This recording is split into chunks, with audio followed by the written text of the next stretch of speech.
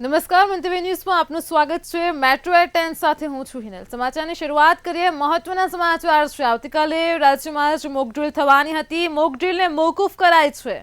ગુજરાતના 9 જિલ્લાઓમાં યોજાવાની હતી આવતીકાલે મોકડ્રીલ। આ મોકડ્રીલને મોકૂફ કરવામાં આવી છે।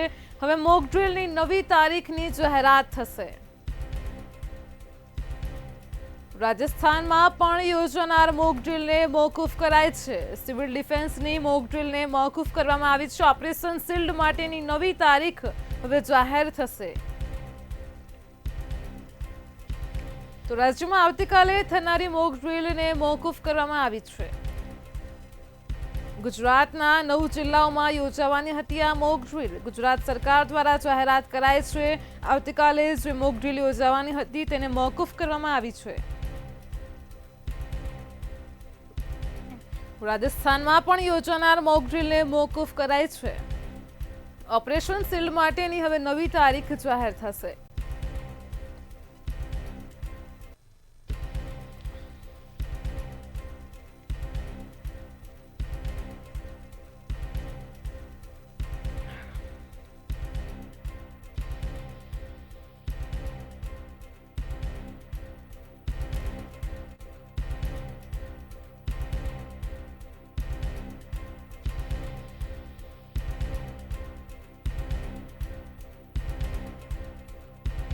ઓપરેશન શિલ્ડ માટેની નવી તારીખ હવે જાહેર થશે। આવતીકાલે જે મોકડ્રીલ યોજાવાની હતી તેને મોકૂફ રખાય છે। રાજ્ય સરકાર દ્વારા જાહેરાત કરવામાં આવી છે। રાજ્યમાં આવતીકાલે જે મોકડ્રીલ યોજાવાની હતી ગુજરાતના 9 જિલ્લાઓમાં જે મોકડ્રીલનું આયોજન કરાયું હતું તેને મોકૂફ કરાય છે।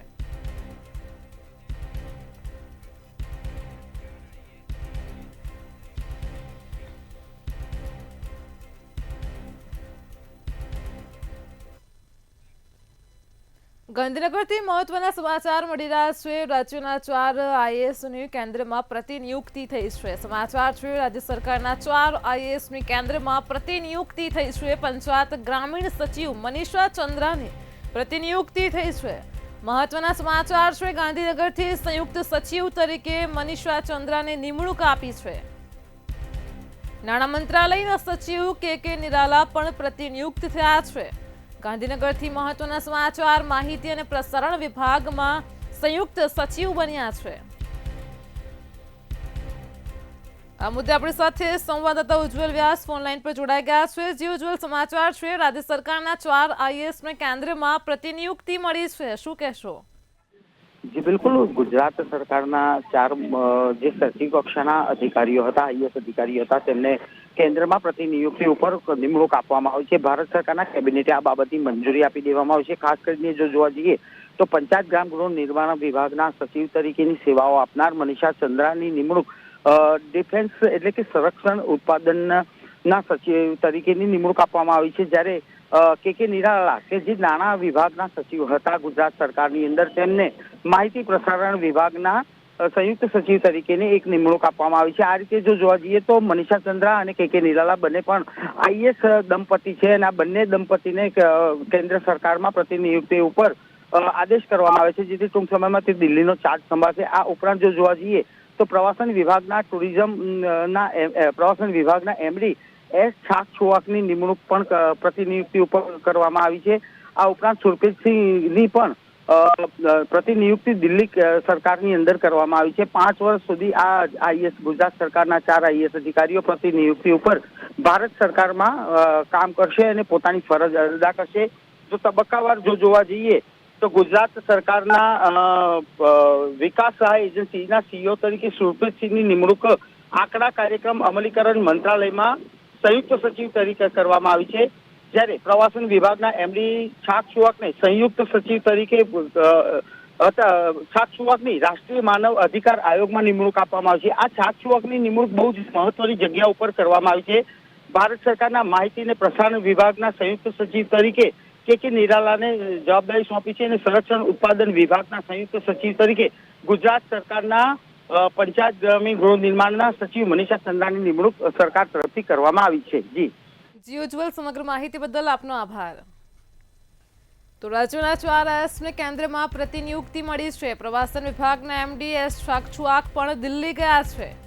માનવ અધિકાર આયોગના સંયુક્ત સચિવ તરીકે નિયુક્તિ પામ્યા છે.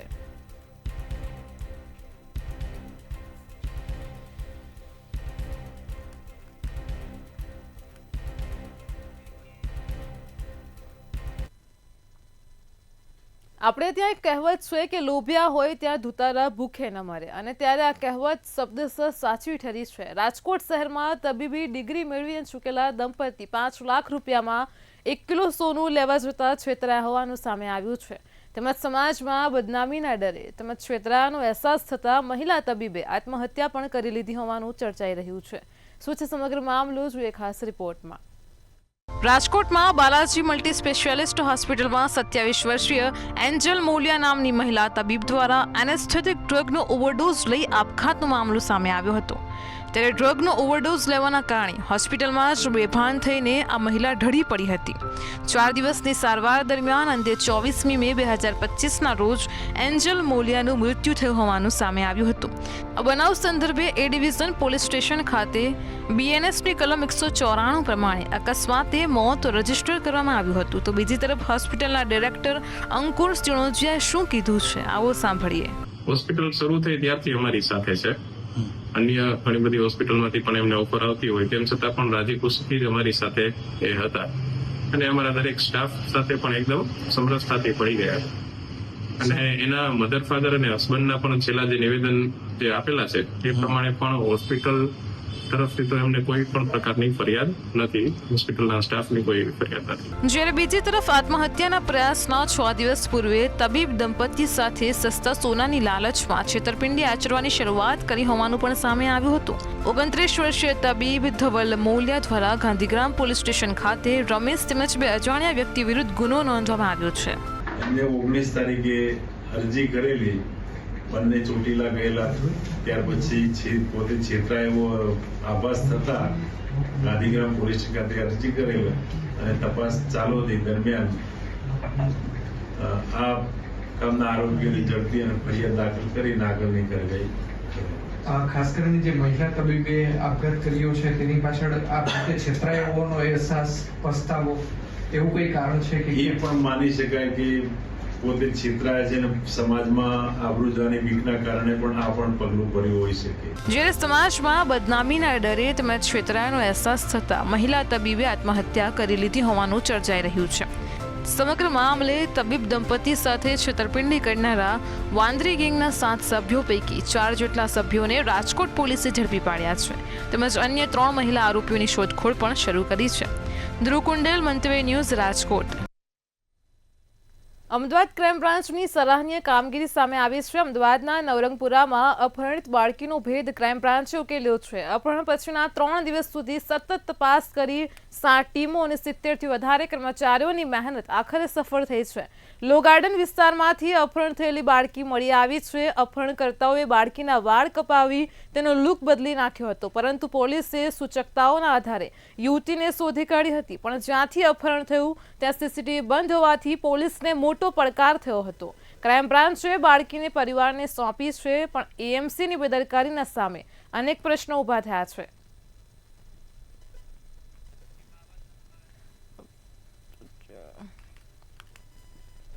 અમદાવાદ એસઓજી દ્વારા રોમાનિયા નાગરિકની ધરપકડ કરવામાં આવી હતી. રોમાનિયાના નાગરિક કુંભ અને ગોવા ફરવા આવ્યો હતો. રોમાનિયા નાગરિકની તપાસ કરતા રોમાનિયા નાગરિકે એક્ઝિટ પરમિટમાં છેડછાડ કરી હતી અને જેથી એરપોર્ટ પર ઇમિગ્રેશન વિભાગના ધ્યાને આવતા ફરિયાદ નોંધીને ધરપકડ કરી છે. રેગોમીર ગાર્ડિયલ કરી રોમાનિયન સિટીઝન એક વ્યક્તિ કુંભ મેળામાં અહીંયા હિન્દુસ્તાન આવી હતી અને તેની જે પરમિટ હતી એમાં એણે 90 દિવસની અંદર હિન્દુસ્તાન છોડી દેવાનું હતું. એની જગ્યાએ 180 દિવસની એક્ઝિટ પરમિટ એને બનાવડાવી. એને જવામાં લેટ થયું હતું એટલે 180 દિવસની પરમિટ બનાવી અને અમદાવાદ એરપોર્ટ પર ઇમિગ્રેશન અધિકારીના હાથે આ બોગસ પરમિટ, એક્ઝિટ પરમિટ પકડાઈ ગઈ.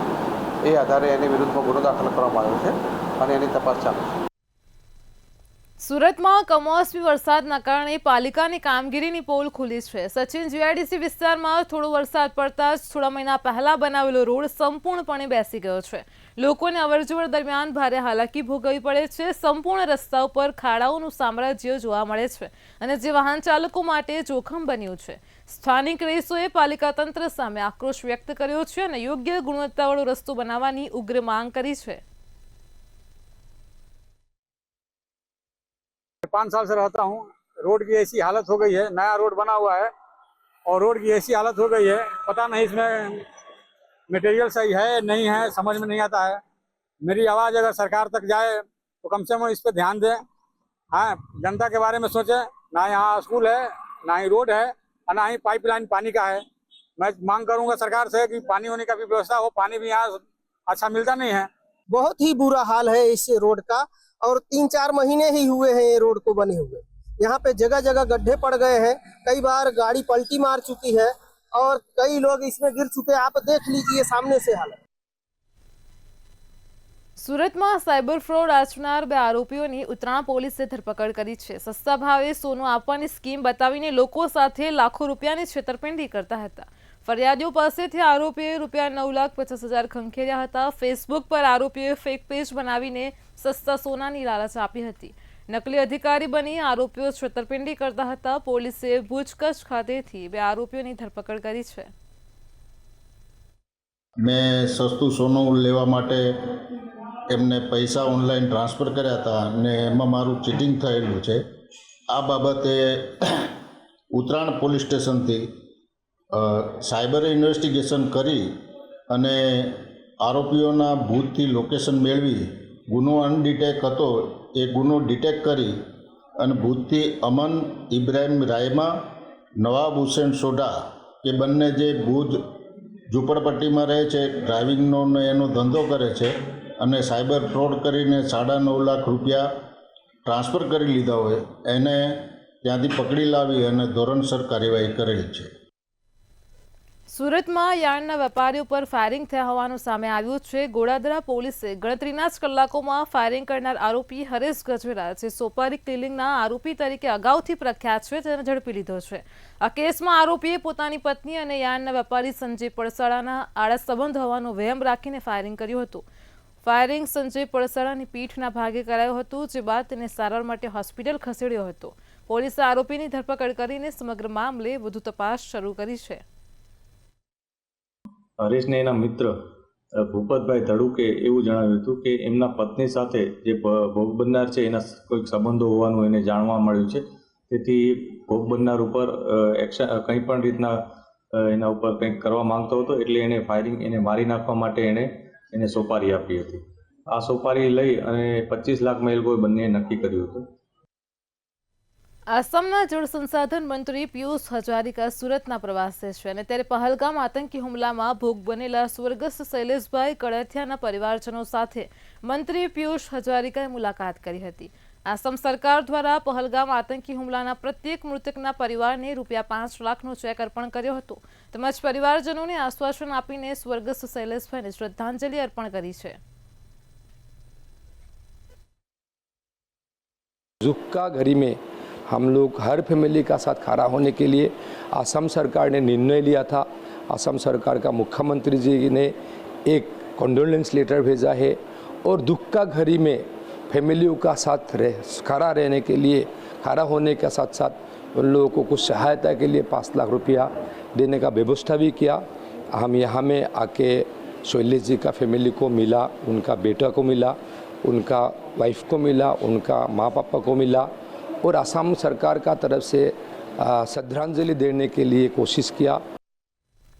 ભાવનગરના મહુવામાં સ્લમ ઇમારતનો 3જો માળ ધરાશયી થયો છે. શહેરના મધ્યમાં સ્લમ ક્લીનર યોજના બનાવવામાં આવી હતી અને જે અંદાજે 60 વર્ષ જૂની યોજના થઈ ચૂકી છે. આ મકાન મધ્યમ અને ગરીબી રેખાની નીચે પરિવાર માટે કેન્દ્ર સરકાર અને નગરપાલિકા સંચાલિત વસવાટ યોજના બનાવવામાં આવી હતી.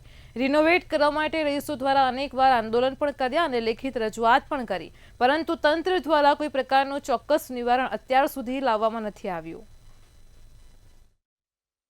કાલે સ્લેબ પડી જતા ઉપરના રૂમમાં કોઈને જાનહાનિ થઈ નથી અને નગરપાલિકા દ્વારા ખાલી સર્વે કરવામાં આવ્યો છે, બીજી કોઈ પણ રીતની કાંઈ પણ રીતે કરવામાં આવી નથી. કેટલા વર્ષ જૂની બિલ્ડિંગ છે? આ બિલ્ડિંગ 50 થી 60 વર્ષ જૂની છે. હજી આમાં કોઈ પણ રીતનું કાંઈ પણ કામકાજ કરવામાં આવ્યું નથી. આંદોલનને બધું કર્યા છતાં કાંઈ.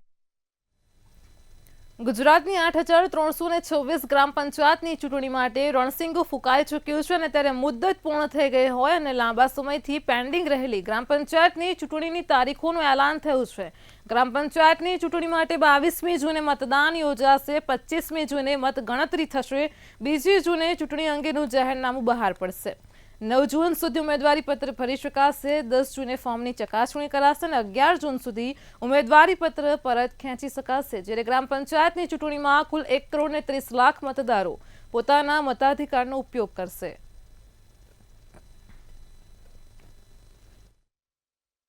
राज्य में 8,300 के ऊपर ग्राम पंचायती की इलेक्शन करने वाला है. इसमें सामान्य चुनाव भी है, नया जो ग्राम पंचायत बना हुआ है बाइफरकेशन से वो भी है, थोड़ा डिजॉल्व हुआ है, विसर्जन हुआ है, ऐसा भी ग्राम पंचायत है, और थोड़ा पेटा चुनाव बाई इलेक्शन वाला भी है. ये सब मिलके 8,300 के ऊपर है. उसकी जो नोटिफिकेशन जाहिरनामा 2 तारीख को 2 जून 25 को होने वाला है, सोमवार को.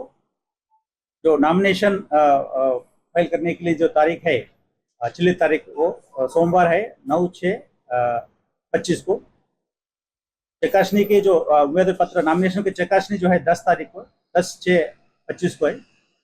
तो विड्रॉयल के लिए तारीख है 11/6/25 और मतदान की जो तारीख है रविवार संडे 22 जून 2025. इसके टाइम है सुबह 7 बजे से शाम को 6 बजे तक. और पुनः मतदान मतलब रीपोल की जरूरत होगा तो 24 जून को मंगलवार को आयोजन करेंगे. और मतगणतरी काउंटिंग बुधवार को 25 जून को होगी. इलेक्शन प्रोसेस शुक्रवार को 27 को पूरा होगी. ये इलेक्शन जो है ग्राम पंचायत की बैलेट पेपर से होगी, बैलेट पेपर और बैलेट बॉक्सेस. મહેસાણામાં કડી વિધાનસભાની પેટા ચૂંટણીના મામલે કોંગ્રેસ ઉમેદવારોને લઈને સેન્સ પ્રક્રિયા યોજવામાં આવી હતી. જિલ્લા કોંગ્રેસની સેન્સ પ્રક્રિયામાં નિરીક્ષક તરીકે કિરીટ પટેલ, જ્ઞાનીબેન ઠાકુર, રઘુ દેસાઈ સેન્સ પ્રક્રિયામાં હાજરી આપી હતી અને ત્યારે કોંગ્રેસની ટિકિટ લેવા માટે અનેક ઉમેદવારોએ દાવેદારી કરી હતી. આગામી વિધાનસભાનું જે બાય ઇલેક્શન યોજાવાનું છે એના ઉમેદવારની પસંદગી માટે અમારા 5 પ્રભારીઓની નિમણૂક કરેલી છે. એની અંદર MP જ્ઞાનીબેન ઠાકોર, હું, મારા પૂર્વ ધારાસભ્ય રઘુભાઈ, કેશુદીનભાઈ અને દિનેશભાઈ પરમાર આજે અમે કડી ખાતે જે 7 ઉમેદવારો હતા એ 7 ઉમેદવારો જે ચૂંટણી લડવા માંગે છે. મહેસાણાથી મહત્વના સમાચાર મળી રહ્યા છે. મહેસાણામાં કડી વિધાનસભા માટેની પેટા ચૂંટણીની સેન્સ પ્રક્રિયા પૂર્ણ થઈ છે. સમાચાર છે મહેસાણાથી કડી વિધાનસભા ચૂંટણીમાં સેન્સ પ્રક્રિયા પૂર્ણ થઈ છે. કડી વિધાનસભા ચૂંટણીમાં ભાજપની સેન્સ પ્રક્રિયા પૂર્ણ થઈ છે. 68 થી વધારે દાવેદારોએ સેન્સ પ્રક્રિયામાં સેન્સ આપી હતી. કડી બેઠક માટે ભાજપમાં દાવેદારોનો રાફડો ફાટ્યો છે. કોંગ્રેસમાં માત્ર 8 ઉમેદવારો છે જે દાવેદારી નોંધાવી છે.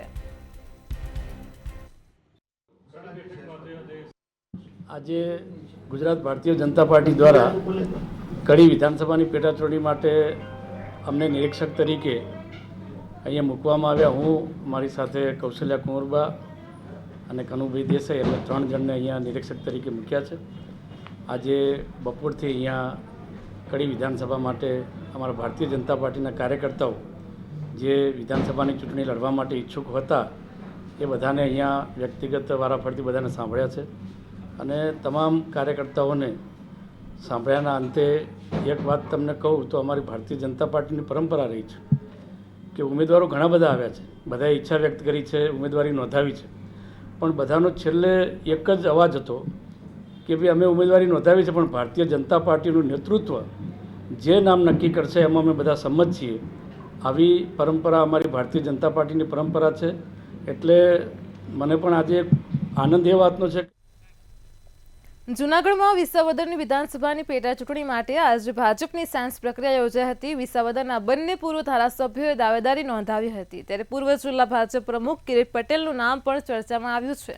દાવેદારી નોંધાવ્યા બાદ ભૂપત ભાયાણીએ નિવેદનમાં જણાવ્યું હતું કે વિસાવદરની જનતા ભાજપને અભૂતપૂર્વ જીત આપશે અને અમે કાયમ માટે લોકોની વચ્ચે રહીને કામ કરીએ છીએ। એવું નથી કે ચૂંટણી આવે ને ત્યારે જ લોકોની વચ્ચે જઈએ છીએ। વિસાવદર વિધાનસભા બેઠક ભાજપ જ જીતશે તેવી આશા છે। આજે મેં ભારતીય જનતા પાર્ટીના આજે નિરીક્ષકોની ટીમની સમક્ષ ચૂંટણી લડવાની ઈચ્છા વ્યક્ત કરેલ છે અને મારી દાવેદારી પણ મેં રજૂ કરેલ છે અને મેં રાજીનામું આપેલું હતું। તો હું આશા રાખું છું કે પાર્ટી બધું વ્યવસ્થિત વિચારશે અને વ્યવસ્થિત નિર્ણય કરશે એવો આશાવાદ ધરાવું છું।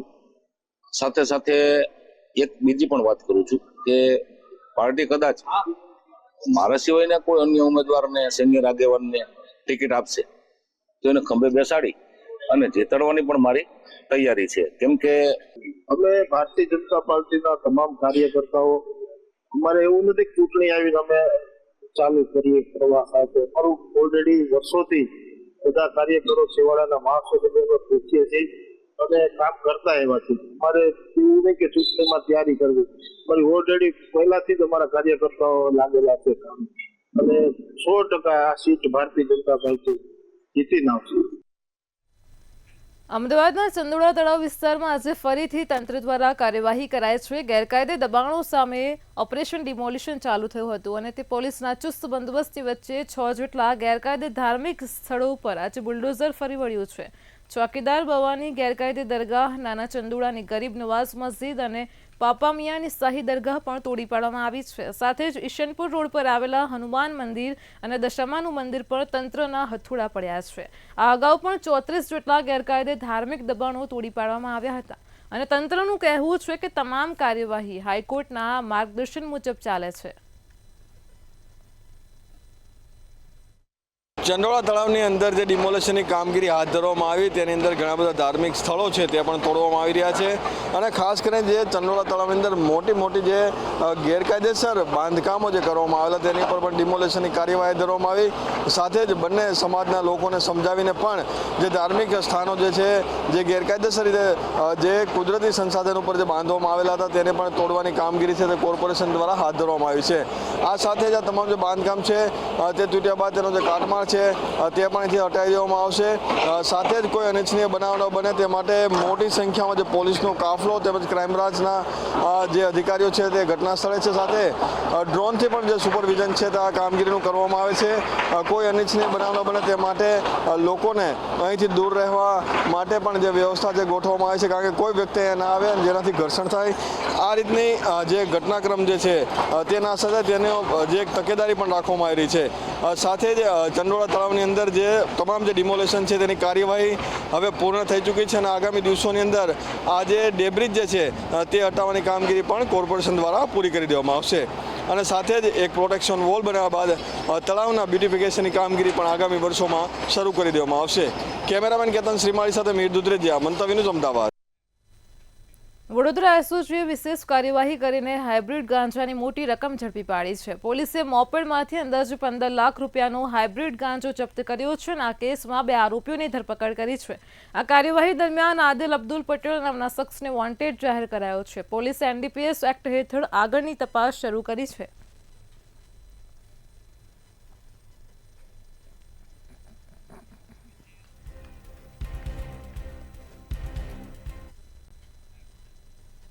વડોદરામાં ડભોઈ રોડ પર આવેલ ફેક્ટરીમાંથી કિંમતી ફેબ્રિકેશન સામાનની ચોરી કરનાર 3 ઈસમોને પોલીસે ઝડપી લીધા છે। કારખાનામાં ચોરીની ઘટનાને અંજામ આપી ફરાર થયેલા આરોપીઓને પાણીગેટ પોલીસ દ્વારા સીસીટીવી ફૂટેજના આધારે પકડવામાં આવ્યા હતા અને પકડાયેલા આરોપી પાસેથી કુલ રૂપિયા 3,58,000નો મુદ્દામાલ પણ પોલીસે કબજે કર્યો છે।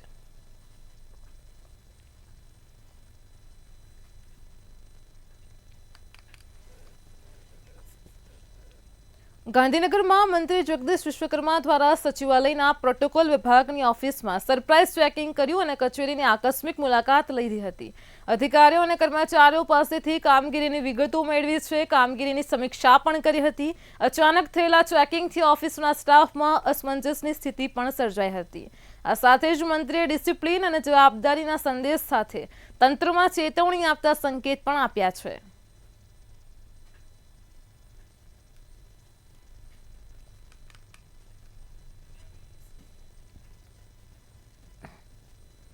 મહેસાણા જિલ્લાના પશુપાલકો માટે સારા સમાચાર સામે આવ્યા છે. દૂધસાગર ડેરીએ પશુપાલકો માટે મહત્વનો નિર્ણય લીધો છે. દૂધ ઉત્પાદકોના દૂધના ભાવમાં દૂધસાગરે વધારો કર્યો છે. દૂધના ખરીદ ભાવમાં 10 રૂપિયાનો વધારો કરાયો છે, જેનો ડેરી સાથે જોડાયેલ 5 લાખથી વધારે દૂધ ઉત્પાદકોને ફાયદો થશે. દૂધના ખરીદ ભાવ 820 રૂપિયાથી વધારી અને 830 રૂપિયા કરવામાં આવતા દૂધ ઉત્પાદકોને વાર્ષિક રૂપિયા 48 કરોડનો ફાયદો થશે. છેલ્લા 4 વર્ષમાં દૂધના ભાવમાં 14મી વખત વધારો થયો છે. એટલે કે 4 વર્ષ પહેલા રૂપિયા 650 ભાવ હતો, જે હવે રૂપિયા 830 પર ગયો છે. છેલ્લા 4 વર્ષમાં દૂધના ભાવમાં કુલ રૂપિયા 180નો વધારો થયો છે.